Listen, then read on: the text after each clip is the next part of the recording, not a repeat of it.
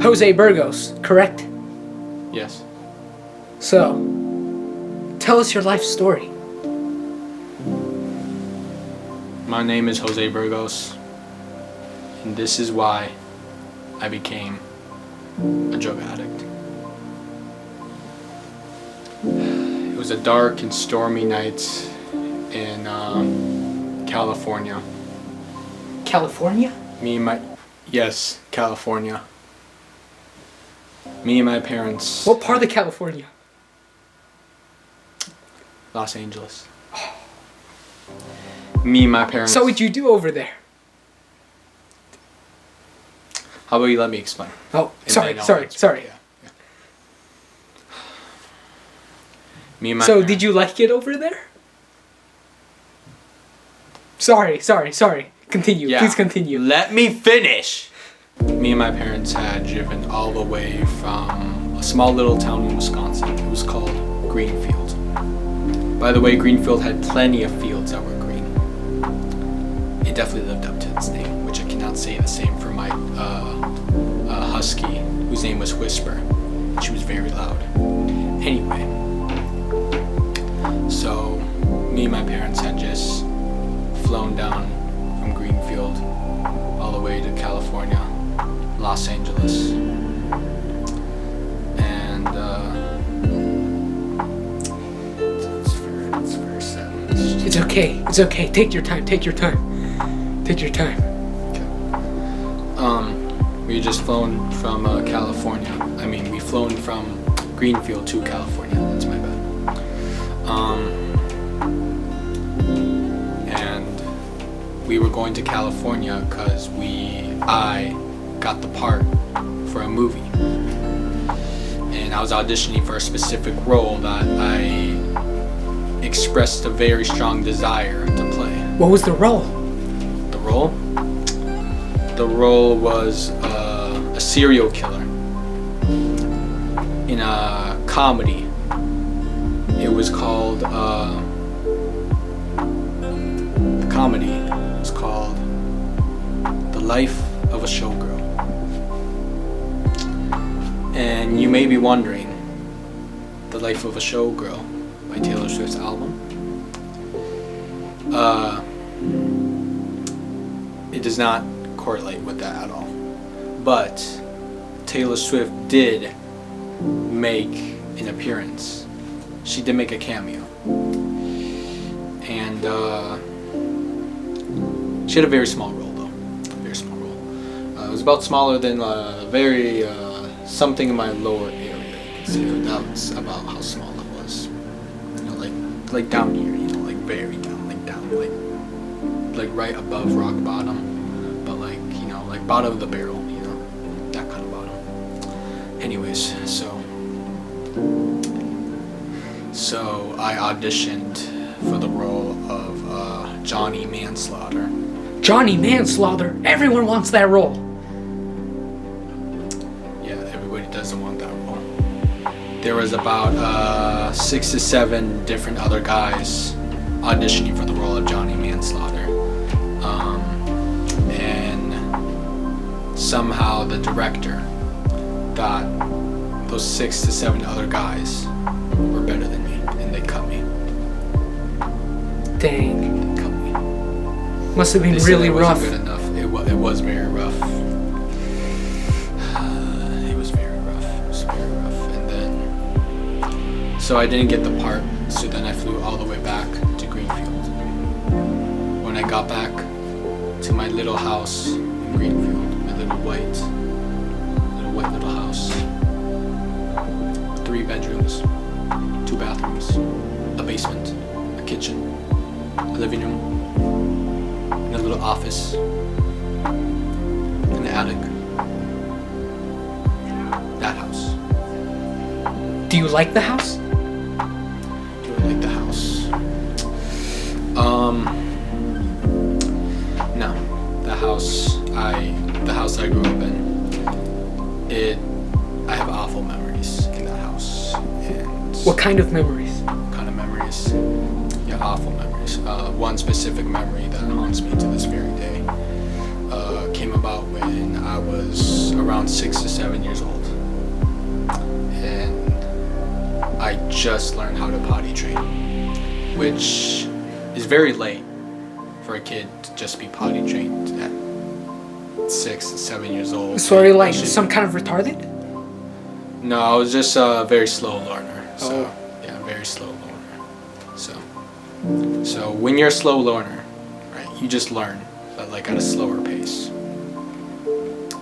Which is what happened to me. I learned everything at a slower pace. It took me approximately 6 to 7 months to learn how to do algebra 1.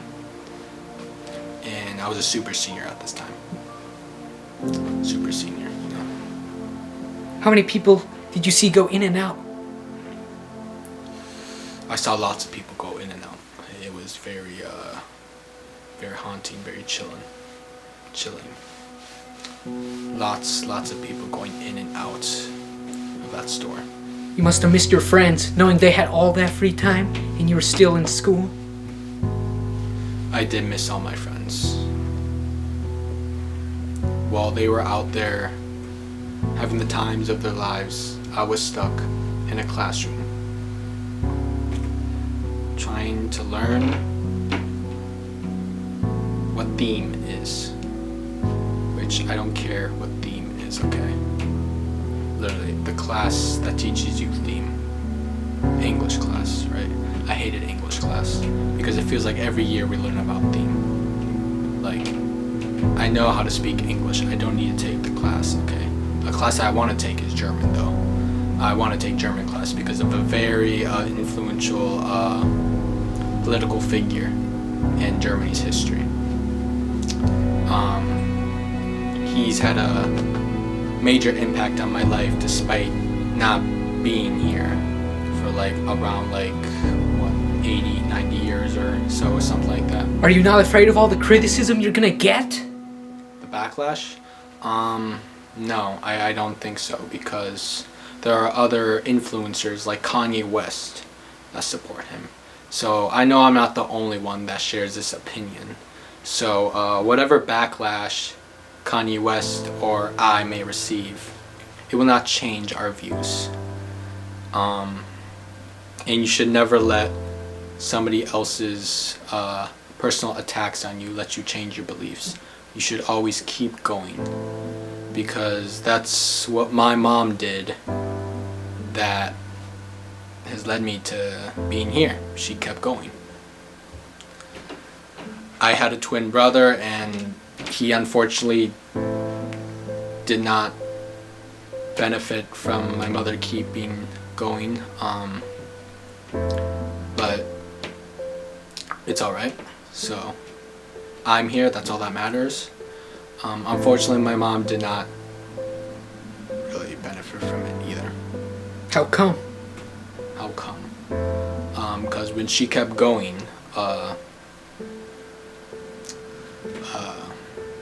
I popped out like a cannonball, and I hit the doctor in the face, and then I bounced off his nose that was now broken, and then I completely smacked my mother in the face, knocked her out, which would result in her death, which she is deceased now. I'm so sorry for your loss. Thank you. I'm sorry too. I'm very sorry. It was like that scene from Happy Gilmore 2 when Happy, he swings, right? He swings against the little ball, right? And then he hits his wife and just kills her. Doesn't show it. That's exactly what it was. I just popped right out. Must have been very traumatizing. Well, it really wasn't, because I just, like at that time, I literally just existed. Like I was just birthed, my life just began. So I somehow remember all these details but like I can't really like, you know, like tell you exactly how I felt because I didn't really have any feelings back then. If you could tell your mom one thing, what would it be? I would have told her that if she just kept it in her pants, she'd still be here right now. Was your mom trans? My mom was not trans. No. She's not trans. Anyways, like I was saying, back then I didn't really have any feelings, and I still, to the very day, don't really have feelings. I haven't really had feelings. But there is one moment, one period in my life where there was an exception. One period in your life. Are you female? I am not a female. I identify as he/his /air/zs/eek/veer and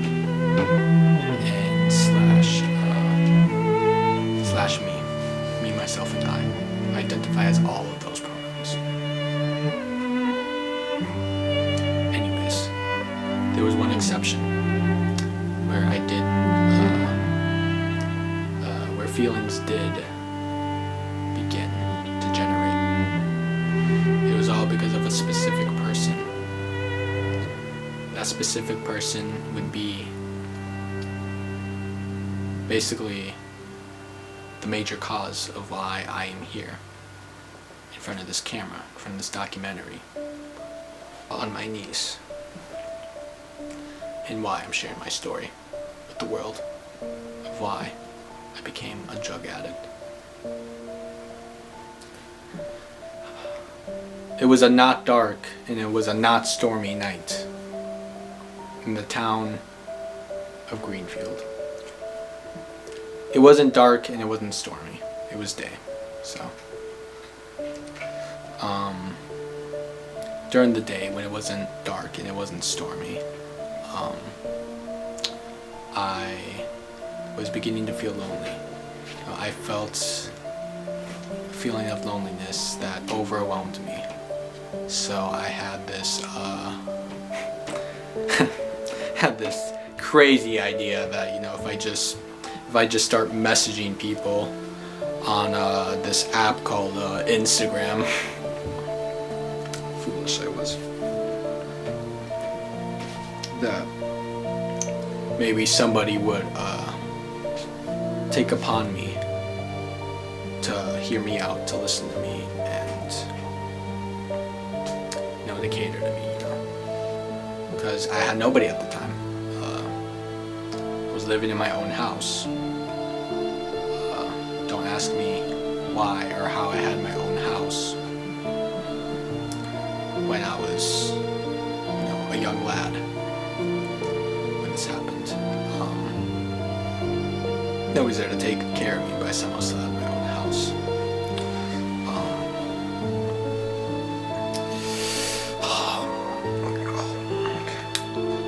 Are you okay? I'm fine. Must be really hard talking about it all. It is, but I need to share this with the world. Say it. Anything. So I had this crazy idea that if I just message people, more specifically girls, I guess, you know, maybe. Are you a pervert? One would like me. No, I am not a pervert. I am not like Diddy, Epstein, R. Kelly, or any of those influential historical figures. So there's this girl that for some reason, I guess was feeling generous that day, who decided to accept my friend request. I don't know why she would be crazy enough to accept a friend request from somebody on Instagram whose profile was some kind of fanfic, artistic drawing of the famous show Tom and Jerry, where Tom was bending Jerry over. He was spanking him with a paddle. And it just... I don't know why she would do that, but somehow she did. I guess I just got lucky that day. I congratulate you. So, shut up! So, I was very lucky that day. Like Lucky the Leprechaun. Anyways, so that day, that very moment, when she accepted my friend request, I received the notification that she accepted, and I had feelings, these very strange feelings that at the time were hard for me to describe. It was like a sense of joy and happiness and pleasure and excitement. There's just so many emotions going off all at once, like they were freaking like firecrackers or something on the 4th of July, the way they were all going off. what a way to describe The way it. my heart was exploding. Shut up and let me talk! Yes, sir. Yes, sir. Anyways, so I'm gonna beat you up! So, back to what I was saying before I pounded the interviewer's face into the dirt and made him eat worms.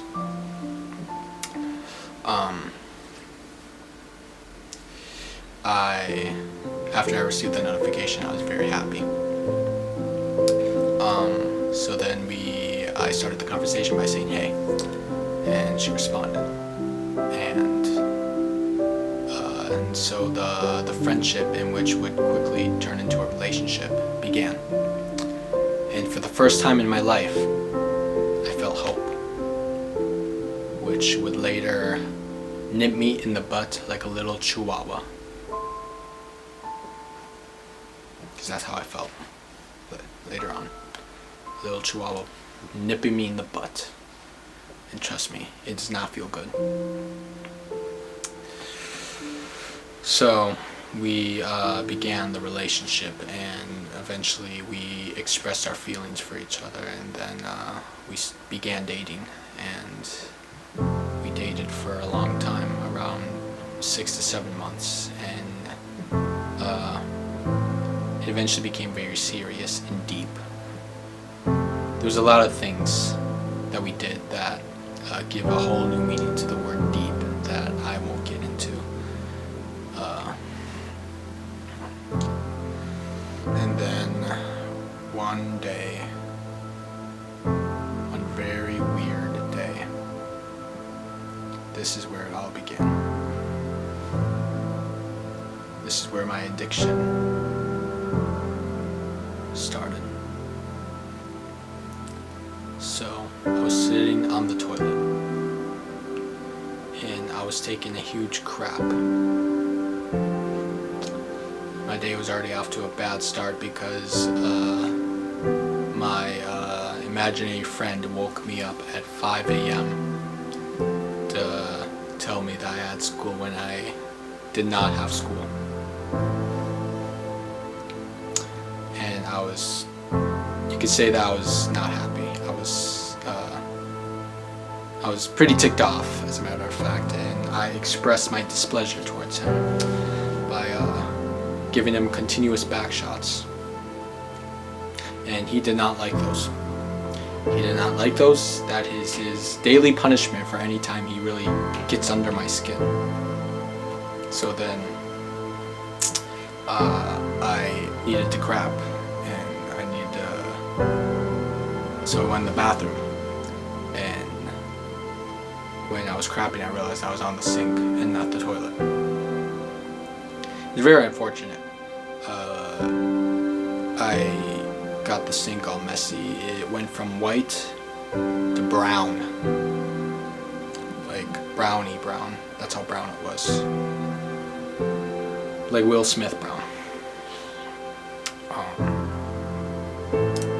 And it was just a whole big mess that I had to clean up. It was not the best start to my day. And then 5 minutes later, I received a call from my job, and they told me that I was getting laid. And when I first heard that, I will admit that that was like one of the very rare moments where I initially saw the moment as humorous. I typically do not have a very good sense of humor, but in that very moment when he told me that I was getting laid, I could not contain my giggles. Because so when I laughed, he was like, "What are you laughing for?" And I'm like, "You said I'm getting laid. Why am I getting laid?" And he was like, "Because you're bad at your job. You haven't been doing well. You haven't been performing. You haven't been performing to our expectations. You're just not at the level that we need you to be at right now." And everything he said, all those words, literally everything he said, went in my ear. It did not go out the other. It stuck in my head. And all that turned into a joke, a very typical joke, because all that was something that she could have said. And it was what she said. That's what she said. And I irritated my manager who was calling me, and he hung up. And it took me a few moments to realize that I was not in fact getting laid. I was getting laid off. That kind of laid. And I was very irritated. And then I went for a drive, and when I was on the freeway, there was a freaking moron on a tricycle. And he decided to do a little like flip with the tricycle in the middle of a freeway. And he landed on my car somehow. But he landed it on his back, and his back fell through the roof into the car, and I could not see. So then I was swerving in and out, and luckily traffic was very minimal at the time. There's not much traffic at the time, so I ended up crashing, but I didn't hit anything. And it was not the best day. It's a very bad day, you could say. In fact, I was already mad that a freaking obese man just fell through my roof of my car and nearly killed me. My job laid me off. But despite all those things happening, I had one thing that could still keep me happy, that still motivated me to keep my day going, to keep marching forward. Until I received a text from her, and she said, "Hey," and I was like, "Yo," and she was like, "I don't think I can do this anymore. I'm breaking up with you."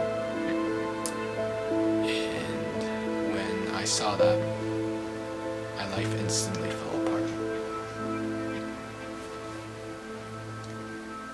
Everything I did previously, everything I worked for,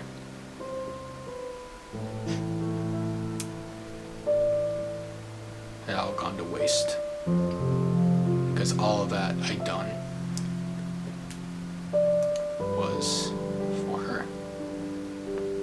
So when she ended things,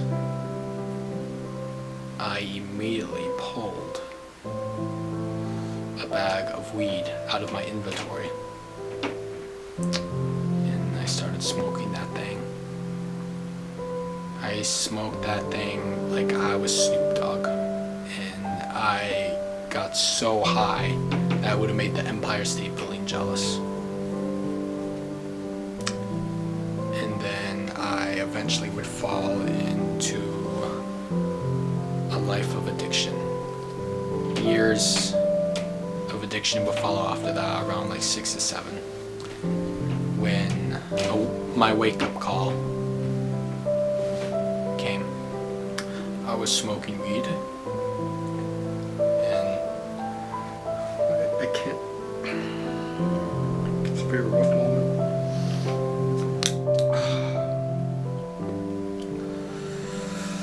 I was smoking weed when immediately the weed grew legs and crawled out of the bag. It was a sight that I was not familiar with, and it would look like something straight out of Cartoon Network, because that's how unfamiliar I was with it. It grew legs and it slapped me in the face like I was Chris Rock, and I just badmouthed his wife. He told me, "Keep me in your mouth." And then, next thing you know, people are busting down my door. And next thing you know, I'm in cuffs. And I end up in jail. I got busted for smoking crack.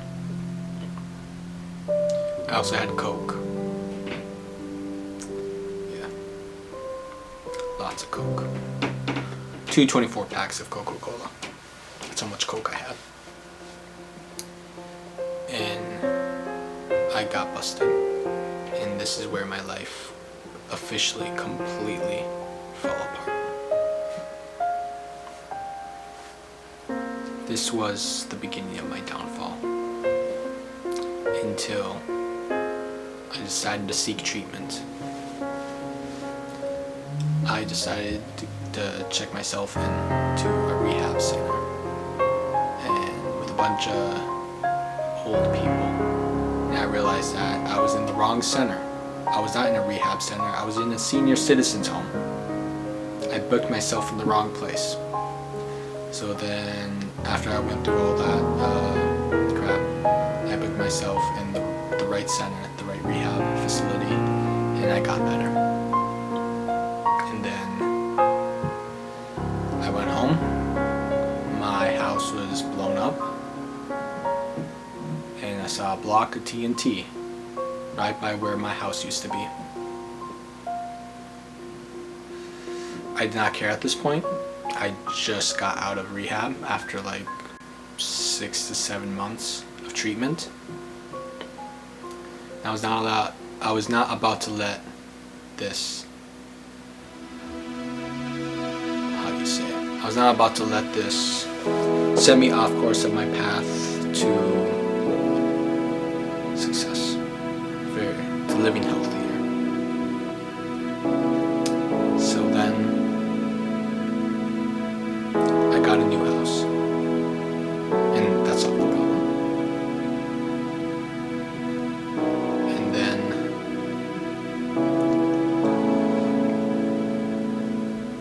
that's it.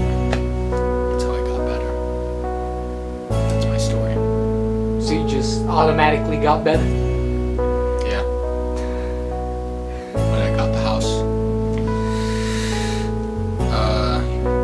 I mean, the reason, like how I got the house was I went into creative mode, and I just had the house, you know, just the house. I didn't need to get blocks or anything. I just got the house and I placed it to where my old house used to be, and I got better, and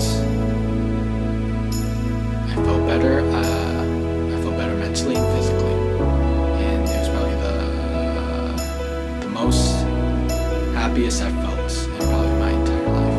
I don't want to say happy, the most complete I probably felt. At this point, I was content with being a lonely loser.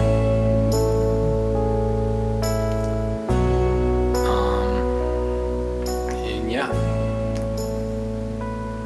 that's my story. Thank you, Mr. Burgos. We'll be glad to post this on the social media. Yeah, I bet you will. And gain profit from your name. Yeah.